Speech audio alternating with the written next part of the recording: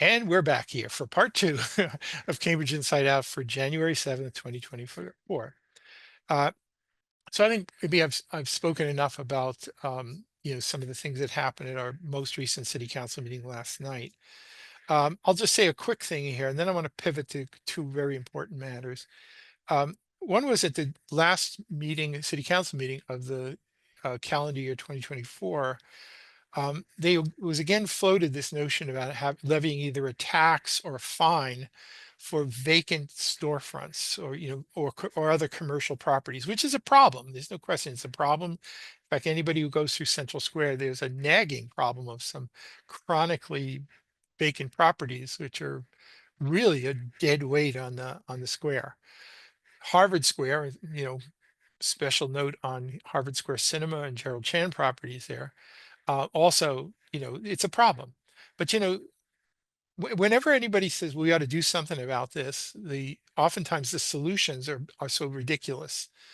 I remember the one time several years ago when it was proposed to do something about that. It was councilors McGovern, Chung, and Carlone proposed a fine for any property that was vacant for I think more than a year of 4.17% of the assessed value of the property per month. In other words, the entire assessed value over the course of 2 years. And which was an obvious regulatory taking, but they had the gumption to just put that out there as if it was censor. I wonder what makes these people tick sometimes. So the city solicitor politely said, "Get real, folks. Just get real." So I don't know if anybody's going to do anything about this. I personally would rather see them just identify who the property owners are, buy them a coffee, go out for a few beers, say, look, we got to do something here and work cooperatively with them and see if you can make good things happen. Many times these are just family squabbles that just can't be resolved. And maybe if you have some little intervention, maybe you can get better outcomes. Who knows? We'll see.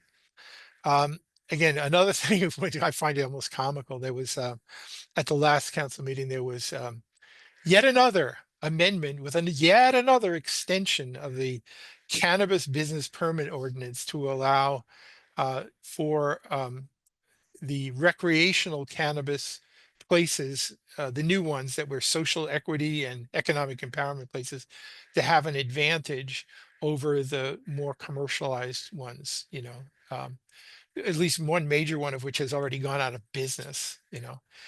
It's sort of like we have a city council that wants to simply game the systems economically so that the people they know, and they're all politically connected, I might add, can somehow be successful in starting up their cannabis business. And this is like a higher priority than almost anything else in the city. Sometimes it's at least sometimes it seems that way. There's so much effort expended to, stacking the deck in favor of your friends. So anyway, so it goes. Um, one thing I would say here, and I guess it kind of pivots to something else I'd like to talk about, is so the deadline has passed for it was a Broadway Broadway Safety Improvement Advisory Committee, and I was debating whether I should apply to be on it or not. I decided to not be on it for two reasons. One is I think I'm probably blacklisted right now because there are four city councilors who've decided I'm evil. And so why should I even bother applying for anything anymore when in fact, you know, these small-minded individuals are going to just sort of make my life a living hell. So, why bother, right? In fact, why should anybody be bothered in civic involvement? If in fact, you're going to have some small-minded people who are just going to try and beat you down.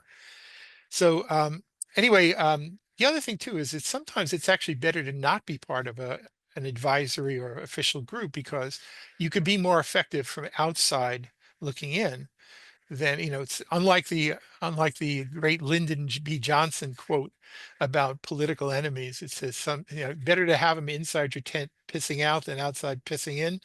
Thank you, Lyndon Baines Johnson, great philosopher. But sometimes it's actually better to be outside the tent, quite honestly, and then you can be more effective that way. I do have some real issues about what's being proposed for Broadway. The terms of bicycle infrastructure, I think it's thoroughly unnecessary and actually extremely problematic. But hey, we'll see how that goes. Probably goes nowhere because we have a city council that doesn't really care what you think, and we certainly don't care what I think. except to get mad at me if I say what I think. Um, so related to the bicycle infrastructure, but also quite separate in its own kind of way here. There was something, and I think I mentioned, I've talked about this on the last shows. It was there was something called the Draw One Bridge Replacement Project, which is down. It's really a railroad bridge that connects coming in to North Station from the north side of the Charles River. There's a kind of an antiquated bridge there that's due to be replaced. So they have the MBTA and Keolis, who runs the commuter rail, were having this public meeting. I think they had one in Zoom. I didn't want to do Zoom, so I just did it. I went in person at the Central Square Library just to sort of see what their proposal was and to come in. I actually came there with something kind of special. It's funny, I don't actually have it sitting here in front of me. I've been dragging it around for days, but of an alternate proposal. Now let me tell you what I experienced when I got there. So I got there a little bit late. I walked in there and I said, okay, there's like these stations, like an open house has, where they have funny little boards up on stands and things and, sign ins and free pens and whatever. But there's one MBTA official there and he's sort of surrounded. There's like a circle. It looked like an assault going on in there.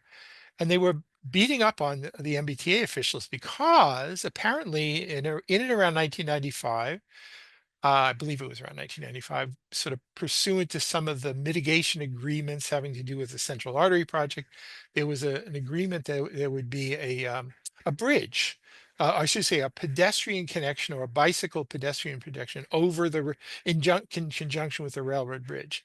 Now, the current proposal, which I do not have an image of here, but I will show you a map in a second, um, is a more of a lift bridge. The current one is one of these ones that angles up like so. This one's going to be a lift bridge here. And they've basically come to the conclusion, and I kind of agree with them, that this is not compatible with pedestrian and bicycle passage because it's going to be operating with great frequency and the horn will sound. Are you going to be able to guarantee that nobody's on the bridge or nobody's running into the bridge or the gates are going to drop appropriately or whatever? So I think maybe I'm with the MBTA on this, but there they were encircled by basically the bike crowd. I recognized some of the faces I saw on the sign in. Oh yeah. In fact, two of them were actually showed up at the city council meeting last night arguing in favor of the cycle safety ordinance amendments as well. But it was like a shootout, and no matter what the MBTA people said, they were making total sense. It didn't matter because they said, "We have an agreement, man. Back in 1995, there was an agreement here. It's legally binding that you got to put pedestrians and bicycles on this railroad bridge here." And I'm looking at that thing and I'm saying to myself, a lot of water under the bridge, so to speak, since 1995. And I came in there with a brochure from dated to 1993, which actually provided a very nice pedestrian amenity across Charles River that would run behind the Museum of Science, where that's public property. But the problem is a parking garage was built maybe in the 1960s that cut off access. That can be restored, and it can be made into a really great amenity. I mean, really great. So I went there and said, I'm going to go there. And I'm going to say, here's a really good idea. Why don't you guys push for this instead and abandon the part of the bridge on the railroad there? Because honestly, the piece on the railroad is just not that great, you know? So anyway, so that was my intention for going there. But it was wow. I was like witnessing this shooting. There was, the bike people saying like, "Damn it, we know what's best. We will not accept anything other than what we tell you. You must do." And they're the MBTA people sort of trying to explain, and it was really like talking to a wall. So let me just sort of show you here a little bit about the situation so you understand this a little bit better. Okay, so the railroad bridge we're talking about here is right very adjacent to where the old Millers River ran. And it just connects over here to the edge of Charlestown, both by Boston Sand and Gravel, comes over this little bridge right here, and then cuts over, fans out, and goes into North Station. And that's it. That's where it terminates. Maybe one day there'll be a North Station, South Station connector, in which case we'll be using something else. So they want to replace this. This is two and two, like two pair of railroad tracks operating independently on two separate little lift, can I guess you call them cantilever bridges, and they want to put in so there would actually be three pairs of tracks, would be wider, so that they can actually put in another track, more trackage over here on the North Station side. But here's the point I want to make about this, and then I'll shut up, which is this, is that when all of this was proposed, that somehow this ideal pedestrian bike connection, which connects what? North Bank Park, yeah, but honestly, this is kind of tucked away over here. Right now, over here, they're completely rebuilding the North Washington Street Bridge, and it'll now be spectacularly good for bicycles and pedestrians, whereas it used to suck. This wasn't even on the drawing board back in 1995 when this grand mitigation agreement was made. But nobody mentioned that. The fact is that maybe the need for this is less now that there's a much, much better connection here. And by the way, you can still go over the locks, though you can't ride your bike over the locks, but you can walk it over the locks. And yeah, that's perfectly legal and okay. Right. So that's one passage that already exists here. Um, Soon, right now you have sort of a temporary bridge built, but pretty soon the Washington Street Bridge will be fine. So if you're over North Bank um, Park, North Point Park, you can go over the North Bank Bridge, which is beautiful, under the Zakin Bridge. You can come in here, take this, come right over here. You're right over here into the Bullfinch Triangle, close to North Station. Easy peasy. Really nice connection here. What I was proposing is what they do is they take this piece here, which was cut off by the parking garage, make a connection, which was promised in this study that was made for the Metropolitan District Commission in 1993, to make a connection here so you could cut right across this little inlet here for the Leechmere Canal, a little pedestrian bicycle bridge, and then come right over here completely away from the roadway behind the Museum of Science, and then have another little bridge that cuts over the old lock of the Charles River, on the old original Charles River Dam, to connect directly to the Esplanade, making a beautiful loop here, a beautiful loop here. You know, to me, the one thing I would really like to see them do is do some sort of a better connection over the tracks over at the river's edge. I was sort of trying to talk to them about that, and they're receptive, but we'll see it. Some of these things are harder to engineer than they're not always all such easy things to engineer. But honestly, to watch this sort of gang of the bicycle crowd being like the most, they're like reactionaries, like they're old time, you know, you know, Southern shit kickers, basically saying like we ain't going to listen to no reason from you Northerners. We've decided that this is the way it's going to be, and that's that. And anything that's happened in the last 25 years be damned, right? So I found this to be a very, very interesting experience. I had a very nice time talking to the structural engineers, very nice time talking to the people who are environmental consultants, and had a really nice rapport. While meanwhile, 10 feet away, there was basically a shooting gallery with a bunch of advocates, the same kind of advocates we're used to dealing with in Cambridge, just basically just saying, do what we tell you or else, So kind of a great experience in some respects, kind of a terrible experience in other respects as well. So anyway, I thought I would at least relate that here. And if anybody wants to see the full proposal for the and actually, by the way, let me just, I know I may have done this last time, but let me just mention here again that the proposal behind the Museum of Science, so the regular highway connection is right here. The Museum of Science is right here. The parking garage that was built in here that blocks just this small section here. The proposal is you put a pedestrian bridge across here. You have a boardwalk or other kind of very pleasant connection going out here. And then you do a little pedestrian drawbridge that just jumps over here to connect right over to the Boston Esplanade. It'd be wonderful, really popular during fireworks on July 4th, I'll bet.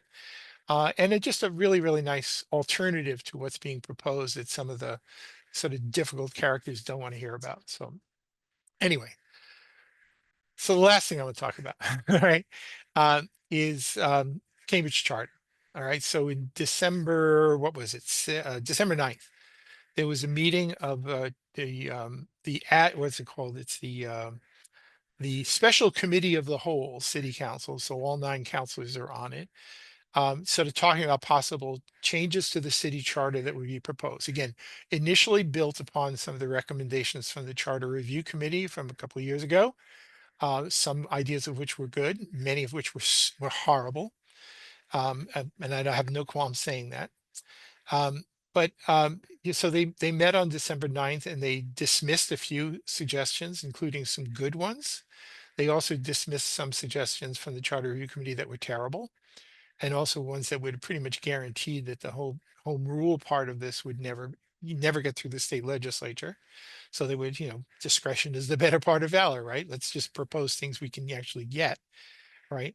Um, but then they said, okay, we're going to meet again in January, and then we're going to talk about some other possible changes that were not part of what the Charter Review Committee recommended. Now, this is where I've had my concerns, is that unlike having a proper charter commission, which is how this all should have been done, quite honestly, um, then so where the charter commission comes up with the proposals, they are put to the people. This system here right now basically puts all of the control right into the current incumbent city councilors, who are almost guaranteed to promote and support things that benefit them.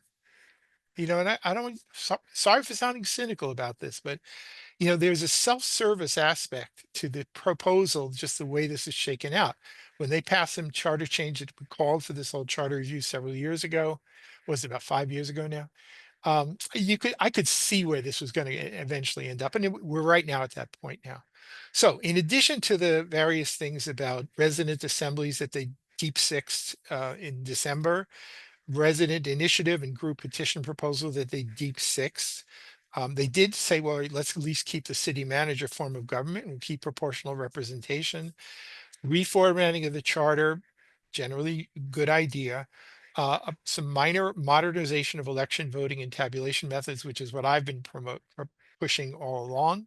Honestly, if that's all they did, I would have been happy with just that. But now comes the add-ons. So these are the add-ons that are coming from particular city councilors in particular, he says redundantly. So for example, from councilors Sabrina Wheeler, Nolan, and Wilson, those are the 3 names associated with all of the other proposals, but Azim is associated with some of them. One of the things they do, which I think is a terrible idea, is giving the city council the power to increase items in the budget over and above what the city manager calls. Now, this is such a recipe for patronage oriented programs. It's just like the ones where they say, well, we're going to defund the police department because we've decided that even though the professionals here have made a decision about the better way to actually allocate resources for alternatives to policing, we have decided that the heart program is going to get the money, so we're just going to do that, right? I mean, it completely contradicts the whole concept of city management to be able to do that. Say, oh, but it will only be within 10%. Let me tell you something, that matters a lot. 10% matters a whole lot when you're talking about budgets, right? So that's one of the proposals that Sabrina Wheeler Nolan, who should know better, uh, Wilson and Azim are talking about. Again, I think it's a terrible idea. I also, and one thing I'll say, because it is related to proportional representations, proportional representative legislative bodies only work in conjunction with a strong city manager form. So there's a lot of authority there, because this sort of cacophonous group of 9 who are all elected out of sort of special interests and special subcategories never they just don't work cohesively most of the time. It's not designed to. It's really designed to be more representative, but not necessarily to be very good at governing. So to whatever degree you start putting more and more governance, other than the passing of ordinances, which still have to be executed by the management, it's problematic. Anyway, so that's, and they actually say that right now our only option is to basically to reject an entire department budget if we object to things, as if this is something that happens with great frequency. Let me tell you something. In my entire history of 35 years of watching things, I think I've seen that happen maybe twice, maybe three times, and then they resolved it almost immediately. So the notion that somehow giving the city council greater power to reduce budgets will somehow uh, uh, remove this terrible, terrible threat of an entire city department budget being deep six is fiction. I mean, it's pure fiction. So I don't know what I don't know what I don't know how they think anymore. I just really don't. Here's another proposal. They want to propose these same four councilors. They say they want the city solicitor to be appointed by the city council. Now, this is the head of the law department. Now, I will tell you that in 1915, under the Plan B charter, the city council did, in fact, appoint a city solicitor, right? But then by the time it rolled around, when they said this isn't really great, by the time we came around to the Plan E charter and the other charters, that was saying, no, no, no, no, no, we don't want to do it that way. That's not a good idea. You know, yet, let's just go back in time. Let's might as well, hey, what the hell? Let's just bring back the entire Plan B charter and just why are we sticking with Plan E entirely? Let's be totally retrograde, right? So anyway, some of the rationale that these councils are given for why they should be picking their own city solicitor, to me, they just don't add up at all. I think they just want more power. They want more control. And the notion that somehow that they have to act through the city manager and then the law department, whatever, that level of insulation, which I think is a good thing, is something they apparently find to be a terrible thing they can't live with. On the more substantial side, they want to have a directly elected mayor. Now, I don't know that this has majority support. And they say, oh, it's similar to the way they do it in Worcester. Well, it's not similar to the way they do it in Worcester. Worcester doesn't elect councils via proportional representation. They have preliminary elections to reduce the field. They could say here, so under this proposal, you could have 27 candidates running for city council and 27 candidates declaring for mayor. Now, maybe not, because, well, let me tell you about the other proposals. I think this is a terrible idea, but to me, the responsibility of simply taking one hard vote in a 2-year cycle, which might be awkward because you have to decide who's going to be chair, and then, do a little bargaining and, horse trading and whatever to do that, or maybe get some hard feelings. Oh, I'm so sorry. You're going to have a few hard feelings here now. Come on, folks. We'll give you $100,000 in benefits in order to sort of ease the pain. Um, they also want to get this, talk about self-service.